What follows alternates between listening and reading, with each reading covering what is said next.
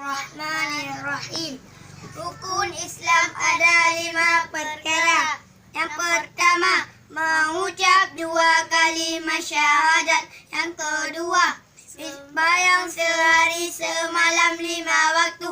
Yang ketiga, berpuasa pada bulan Ramadan. Yang keempat, memberi zakat. Yang kelima, naik haji ke Baitullah bagi orang yang mampu. Rukun iman ada 6 perkara.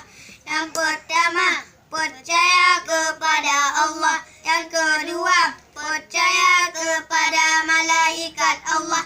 Yang ketiga, percaya kepada Rasul Allah. Yang keempat, percaya kepada kitab Allah. Yang kelima, percaya kepada hari akhir. Yang keenam, percaya kepada takdir. Rukun syahadat 6 perkara. Yang pertama, isbatkan zat Allah. Yang kedua, isbatkan sifatullah. Yang ketiga, isbatkan nafatullah. Yang keempat, isbatkan kebenaran Rasulullah sallallahu alaihi wasallam. Rukun sembahyang ada perkara.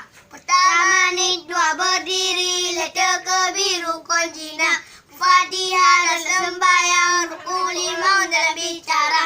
I'tidal 7 sujud, 8 tadu antara 2. Kesiku rendah ya akhir, 10 asing kita baca. 11 selawat, 12 salim, 11 tamat tertib jina. Mana tertib aturan, mabut lisan di anggota. Mabut duda berapa awal, menang kehan tak kerja. Yang baca sembahyang nasib dah perkara. Pertama, fonda mututo, 2 belah tak kerja. Kelai makan keput minum, kelima takim tawa-tawa. Narai najis ni bajasan, buka aurat je perkara. Yang ke-8, belakang kiblat, suruh menghari tergagah. Ubahnya dia sembahyang, 10 hilang untuk kata. Jatuh medan, ije kesalah, musuh Allah tak kendua. Sifat yang wajib terdiri Allah Ta'ala nama sifat. Wujud kidam baka mukhalafatul hawadis qiyamu binafsi wadaniyah qudrah iradah ilmu hayat sama basar qalam qadirun muridun alimun hayyun sami'un basirun taqalimun. Wujud artinya ada, kidam artinya sedia, baka artinya kekal, mukhalafatul hawadis artinya bersalah Allah Ta'ala bagi segala yang baru. Qiyamu binafsi artinya berdiri Allah Ta'ala dengan sendirian.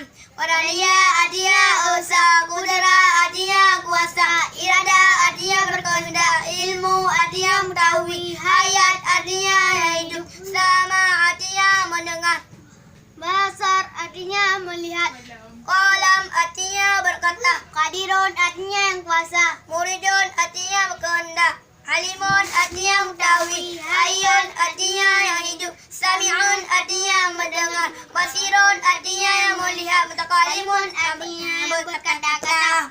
Sifat 20 kebagi pun. Pertama, sifat nafsi. Yang kedua, sifat salbi. Yang kedua, sifat mani. Yang keempat, sifat manawiyah. Nafsi nasabah sifat wujud, basalbi dan 5 sifat. Kidam baka mukhalafatul hawadis qiyamu binafsi wadaniyah manawiyah dan 5 sifat. Kudrah, iradah, ilmu, hayat, sama, basar, qalam, qadirun manawiyah dan 5 sifat. Muridun, alimun, hayyun, sami'un, basirun, taqalimun. Sifat wajib tadhin Nabi dan Rasul naku buat sifat. Siddiq, amanah, tabligh, fadanah. Siddiq artinya benar, fadanah artinya percayaan, tabligh artinya menyampaikan, fadanah artinya cerdik. Nabi dan Rasul wajib tadhin Adam, Idris, Nabi Nuh, Nabi Hud, Saleh, Ibrahim, Ismail, Nabi Lut, Ishaq, Yaqub, Yusuf, Ayub, Zulkifli, Syu'aib, Musa, Harun, Ilyas, Yasa, Daud, Sulaiman, Yunus, Zakaria, Yahya, Isa, Nabi Muhammad sallallahu alaihi wasallam. Malaikat wajib tadhin Jibril, Mikail,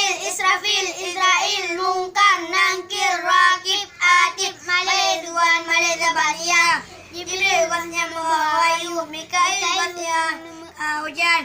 Israfil tugasnya berkala-kala. Israel tugasnya mencabut nyawa. Rakib Atid tugasnya tetap mari dalam buruk. Munkar Nakir tugasnya menyerangkan dalam kubur. Malik tugasnya menjaga pintu syurga. Malik dan Badira tugasnya menjaga pintu neraka.